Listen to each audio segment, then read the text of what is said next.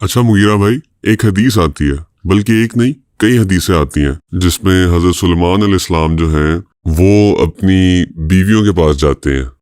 ایک حدیث میں آتا ہے 90 بیویوں کے پاس، ایک میں 70، ایک میں 60۔ تو اس طرح کر کے کانٹیکسٹ ہے کہ انہوں نے انشاءاللہ نہیں بولا تو بچہ نہیں ہوا، چونکہ انشاءاللہ نہیں بولا تو جو بچہ ہوا وہ ڈیفارمڈ ہوا۔ چلیں، جو بھی حدیث کا کانٹیکسٹ ہے، پہلے آپ مجھے یہ بتائیں کہ آپ اس بات پہ کیوں نہیں اتفاق کر رہے کہ 60 بیویاں تھیں، 70 تھیں یا 90 تھیں؟ ایک حدیث یہ کہہ رہی اور تینوں حدیثیں صحیح ہیں، تو اس کا مطلب کیا ہے؟ اس میں کوئی مسئلہ ہے؟ دیکھیے، بات یہ ہے کہ جو آپ نے بات کی نا کہ اس حدیث کے اندر 60 ہے، 70 ہے یا 90 اور اس طریقے سے 100 کا ذکر ہے، تو اس میں مسئلہ میرا خیال ہے حدیث میں نہیں ہے، بلکہ سوال کرنے والے کے حوالے سے یہ ذہن میں مسئلہ آتا ہے۔ اس کی وجہ یہ ہے کہ یہ جو اس طرح کی ان امپورٹنٹ انفارمیشن کے بارے میں کنفیوز ہو جانا یا اس کو بیس بنا لینا اور اصل کسی حدیث کی بنیاد ہے اس کو بھول جانا اور جو لیسن اس سے مل رہا ہے اس کو بھول جانا، یہ ٹریڈیشن ابھی نہیں کی بات نہیں ہے، یہ بہت پرانی ٹریڈیشن چلی آ رہی ہے۔ اصحاب کہف کے بارے میں بھی لوگوں نے یہی بات کی تھی، وہ اس بحث پہ پڑ گئے۔ اللہ نے بتایا کہ اصحاب کہف کا واقعہ، تو وہ اس بحث پہ پڑ گئے، بجائے اس سے لیسن لینے کے لیے انہوں نے کہا، پہلے نے کہا تین لوگ تھے، چوتھا کتا تھا، ایک نے کہا 4 لوگ تھے، 5واں کتا تھا، ایک نے کہا جی 7 لوگ تھے، 8واں کتا تھا۔ وہ اسی بحث پہ پڑ گئے کہ نمبر کتنے تھے۔ اور اسی طریقے سے قرآن مجید کے اندر ایک اور جگہ آپ دیکھیں، سورہ مدثر میں اللہ ذکر کرتے ہیں، اللہ تعالیٰ نے ذکر کیا کہ وما جعلنا اصحاب النار الا ملائکۃ وما جعلنا عدتهم الا فتنۃ للذین کفروا۔ اللہ نے فرشتوں کا بیان کیا کہ فرشتے جہنم کے جو دروغے ہوں گے وہ اتنے ہوں گے۔ تو جناب کفار نے بجائے اس سے ڈرنے کے اور لیسن لینے کے، انہوں نے کیا کیا، انہوں نے اس بحث پہ یہ بحث شروع کر دی کہ اچھا یہ اتنے کیوں ہوں گے، اتنے کیوں نہیں ہوں گے۔ تو اللہ کہتے ہیں کہ ہم نے ان کے لیے یہ تعداد اور یہ سب چیزیں جو ہیں یہ فتنہ بنا دی، جس طرح اصحاب کہف والی بات۔ تو کہنے کا مطلب یہ ہے کہ دیکھیں، یہ ایک بہت چھوٹی سوچ ہے کہ ہم اصل میسج کو چھوڑ کے اس بحث میں پڑ جائیں کہ جی نمبر کتنے تھے، 60 تھیں، 70 تھے۔ اچھا، بہرحال آپ نے جو بات کیا میں اس کا بھی جواب دیتا۔ پہلی بات تو یہ ہے کہ امام بخاری رحمہ اللہ تعالیٰ عنہ کو اس بات کا خوب ذکر تھا، یہ صحیح بخاری کے اندر بھی موجود ہے، مسلم کے اندر بھی مختلف نمبرز موجود ہیں۔ یہ کوئی بات ان کامن نہیں ہے، بہت سی آپ کو ایسی واقعات مل جاتے ہیں جس کے اندر آپ کو مختلف نمبرز ملتے ہیں، اعداد کے اندر اکثر اختلاف ہو جاتا ہے۔ امام بخاری رحمہ اللہ تعالیٰ عنہ نے اس کو ذکر کیا، تو امام بخاری نے یہ سارے ذکر کیے ہیں، اس لیے نہیں کہ because he was confused himself, بلکہ امام بخاری نے یہ ذکر ہی اس بات کو ثابت کرنے کے لیے کیا ہے کہ بھئی نمبر امپورٹنٹ نہیں ہے۔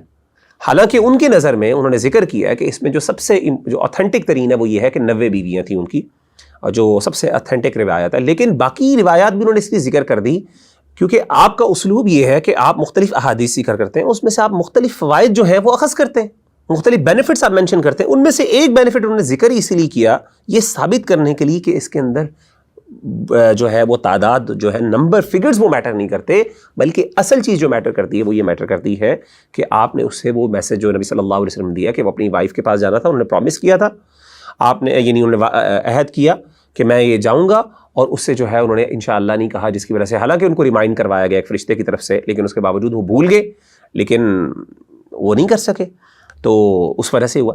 تو انہوں نے یہ ذکر کرنے کی بنیاد ہی یہ ہے، اور محدثین بھی ذکر کرتے ہیں کہ فگرز آر ناٹ امپورٹنٹ، بنیاد کس سے کی ٹھیک ہے، اصل میٹر یہ ہے کہ ان کی ملٹیپل وائفز تھیں،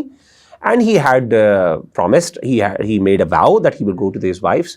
and because of some reason he could not actually do that. تو اصل پوائنٹ وہ ہے۔ تو میرا خیال ہے کہ ان چیزوں میں پڑ جانا یہ ہمارے لیے امپورٹنٹ ہی نہیں ہے، نہ کبھی ہمارے محدثین نے، علماء نے اس چیز کو اہمیت دی ہے، نہ کبھی اس کو ذکر دیا ہے۔ اس طرح کے اختلافات آپ کو اور بھی بہت جگہوں سے مل جاتے ہیں۔ چلیں بات مان لیتے ہیں آپ کی کہ نمبروں کا اتنا بڑا ایشو نہیں ہے، پھر مجھے یہ بتائیں کہ نمبروں کا ایشو نہیں ہے تو پھر معاملہ تو ایک سے بھی بتایا جا سکتا تھا، یہ ضرور بتانا تھا کہ انبیاء جو ہیں ان کی بہت قوت ہے، اور جناب 100 بیویاں رکھی ہیں اور انہوں نے یہ کیا اور تہیا کیا، یہ ایک بیچ میں کہاں سے آ گیا؟ دیکھیں، یہ میرا خیال ہے مائنڈ بڑا، ہمارا تو ایسی مائنڈ نہیں ہے کہ ایز لانگ ایز ایک بندے کی وائفز ہوں، تو میرا خیال ہے اس کلچر سے بہت بہتر ہے جہاں پہ آپ کے پاس unlimited amount of girlfriends اور آپ کے ریلیشن شپس ہوں، اور آپ اس کے اندر، آپ نے آج تک کبھی یہ بحث تو نہیں کی کہ جی گرل فرینڈ بھی 4 ہونی چاہیے، 6 ہونی چاہیے، وہاں پہ آپ کے پاس تو ان لمیٹیڈ نمبر ہوتا ہے۔ لیکن یہاں پہ اگر کوئی بندہ جائز طریقے سے اپنی بیوی رکھ لیتا ہے تو آپ کو تکلیف بن جاتی ہے کہ یہاں پہ 4 کیوں ہیں، 3 کیوں نہیں ہے، 2 کیوں نہیں۔ چلے بہرحال یہ بھی مان لیتے ہیں۔ دیکھیں،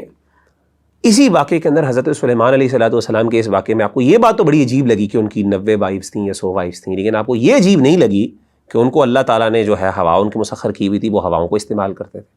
ان کے پاس شیاطین تھے، جنات تھے جن کو وہ اپنے کاموں کے لیے استعمال کرتے تھے، وہ خود اڑا کرتے تھے ہوا کے ذریعے، ان کا تخت ایسے آ جایا کرتا تھا، جنات ان کی مدد کیا کرتے تھے.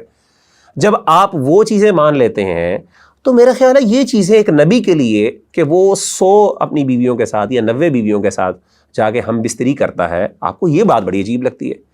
نبیوں کی دیکھیں زندگی جو ہے وہ ایک معجزاتی، اس کے بہت سے ایلیمنٹس میراکولس ہوتے ہیں اپنی نیچر کے اندر. آپ کو بہت سی ایسی چیزیں مل جائیں گی جو عام حضرت موسیٰ علیہ السلام کو دیکھ لیں، فَوَقَذَهُ مُوسَىٰ فَقَضَىٰ عَلَيْهِ، ایک بندے کو مکہ مارا.